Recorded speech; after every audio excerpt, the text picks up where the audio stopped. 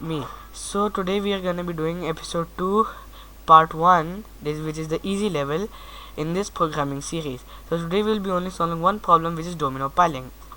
So I will not be reading this. If you want to read this, you can just pause the video. I'm just gonna highlight the important points over here. So we are given we have a rectangular board of m multiplied by n squares. We are also given an unlimited number of standard domino pieces of 2 by 1 squares.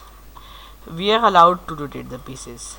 We are asked to place as many dominoes as possible on the board so that we can meet the following. Each domino is completely covered in 2 squares.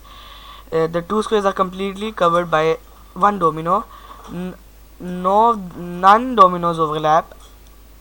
Every domino lies inside the board. It is allowed to touch the edges of the board. Allowed to touch the edge of the board. So now what we have to find? We have to find the number of dominoes which can be placed under these restrictions. So now let's start. So let's move on to our compiler and let's start. This is the Codeforces. By the way, this problem is taken from Codeforces. This is the web of the Codeforces. So let's go to the compiler.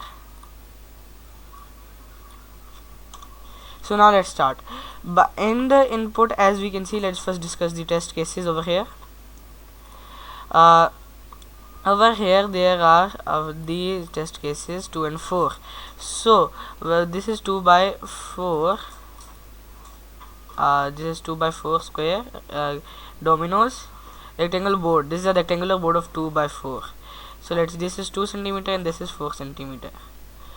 So we can fit at least one. This is 1 domino, this is 2 dominoes, this is 3 dominoes, and this is 4. 1, 2, 3, and 4. We can fit 4 dominoes. And now, like if you do 3 dominoes, we can also fit another 4. This is 3, 1, 2, 3, and 4 dominoes. Same thing. So now let's move on to the coding platform, which is one compiler.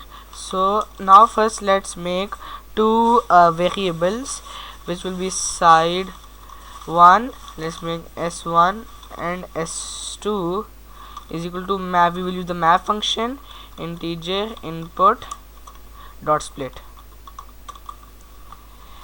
So this after taking these inputs, then we will make another variable for the multiplicating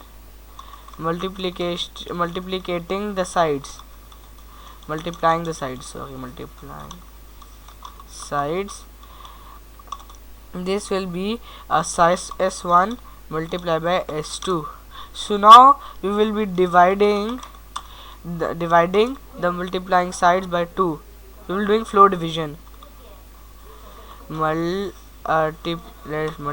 sides, floor division 2.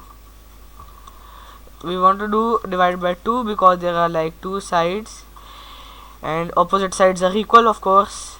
Let's just go back for 2 minutes and let me see what I mean. So as you can see, each rectangular board is like having 2 opposite equal sides. So this is equal this.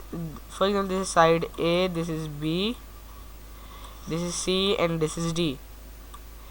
Side A and B are equal, and side C and D are equal. So sorry for the bad writing. So let's move on and do this. Now we will be printing the dividing part. We will be printing divide. So now let's test our test cases. So first test case was the 2 and 4, and we are getting us after like 2 minutes.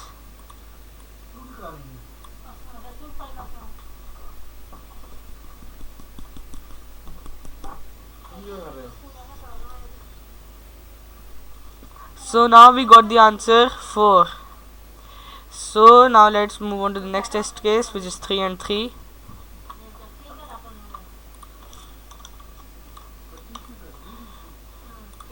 Now this is the same answer 4. Now let's test something 4 and 3. Let's test this test case. It's gonna be 6. So this is the final code. So now let's me copy it and let me just paste it over here. First let me erase this. Now let me paste it right over here. So let me just paste it over. This is the answer, and thank you for watching the part 1 of episode 2 of the problem solving series. And and